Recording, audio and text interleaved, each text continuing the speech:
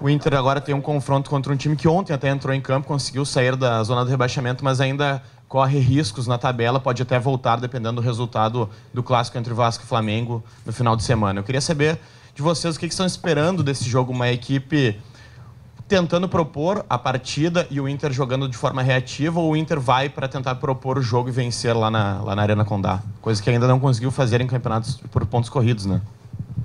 Eu acho que a gente, independente do que a estratégia que a gente vai usar lá em Chapecó,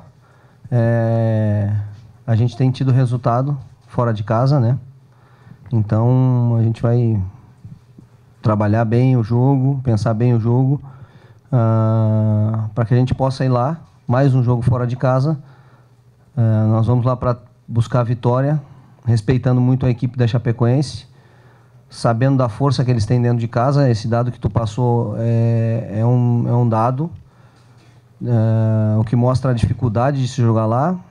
Mais alguns, por exemplo, no Campeonato Brasileiro, a Chapecoense tem 25 pontos, 20 pontos feitos em casa. São 5 vitórias, 5 empates. Só perdeu para o Palmeiras dentro de casa. Então, o que mostra que como mandante nesse campeonato, eles sempre têm muita força, mas nesse campeonato é o que está fazendo ainda a diferença e a pontuação, mantendo a pontuação. Então, o jogo lá é muito competitivo, tem situações específicas e que nós temos que estar preparados.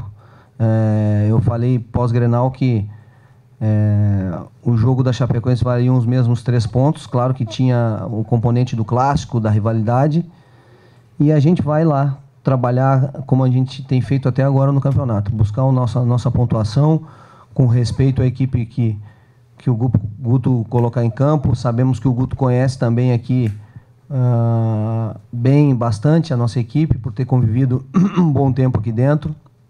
Então, vamos para lá sabendo de todas essas dificuldades, mas com o objetivo de conseguir os 3 pontos.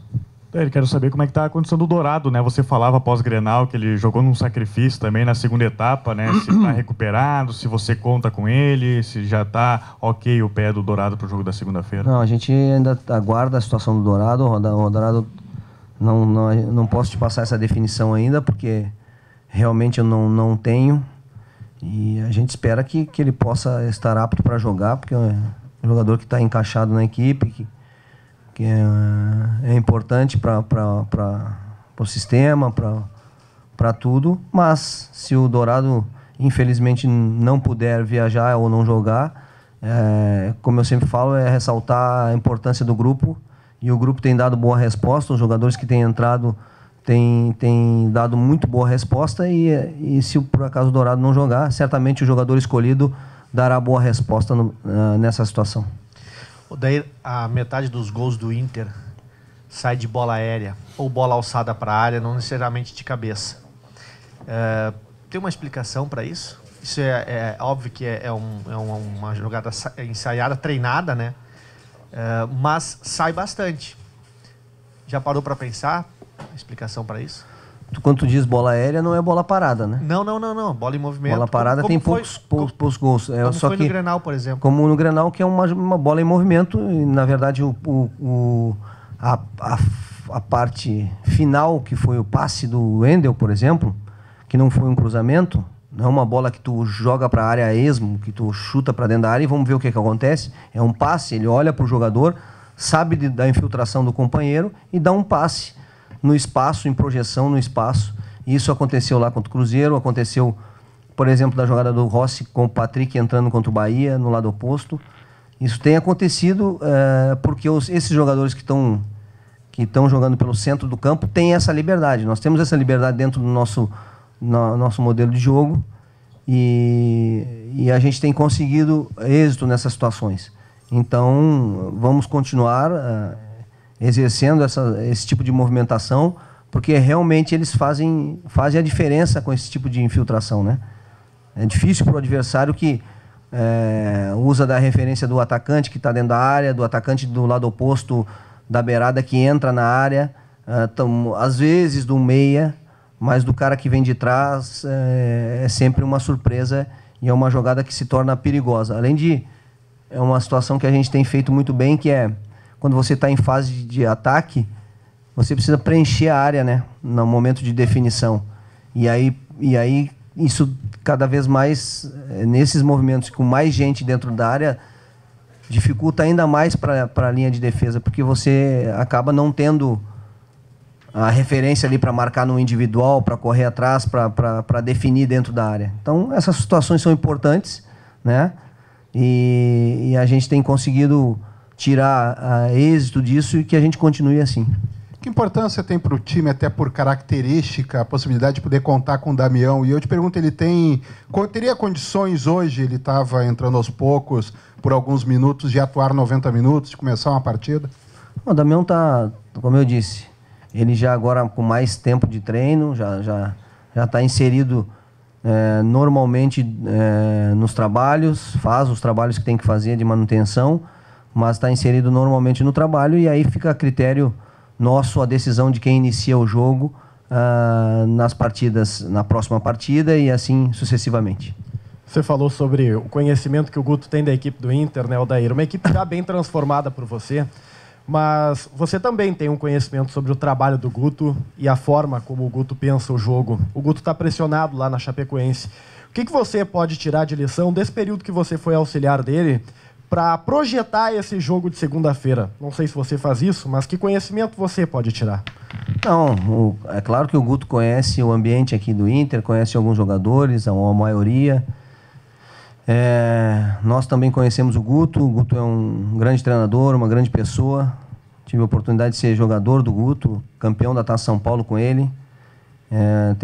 Nós temos o maior respeito por ele como pessoa e profissional. Só que dentro do campo, o futebol ele é o esporte talvez com mais imprevisibilidade, né?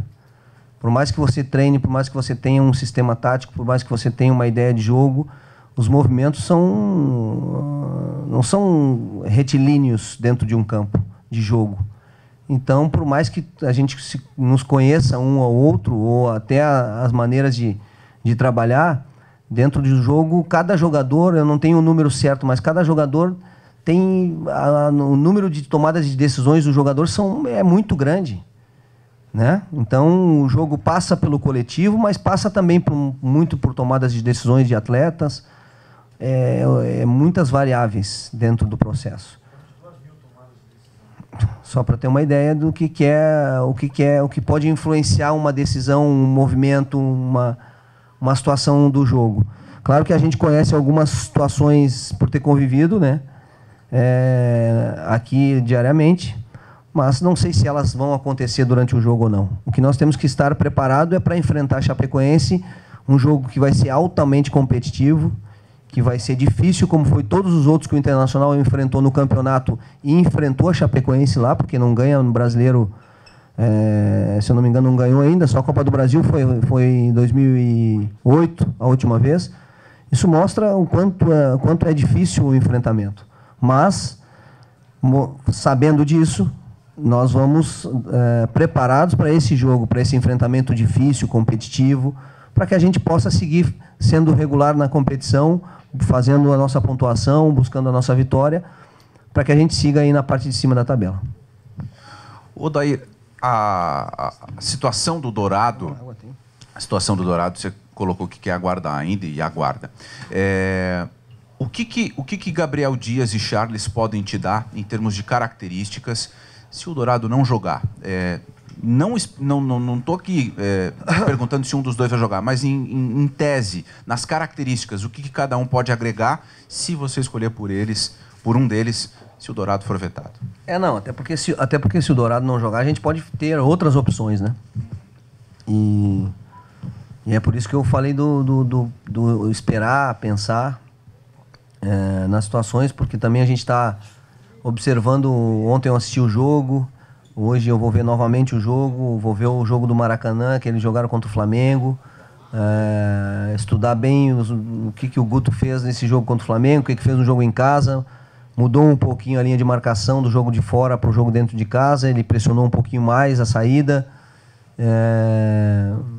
tentou propor um pouco mais o jogo, o Maracanã usou mais da transição.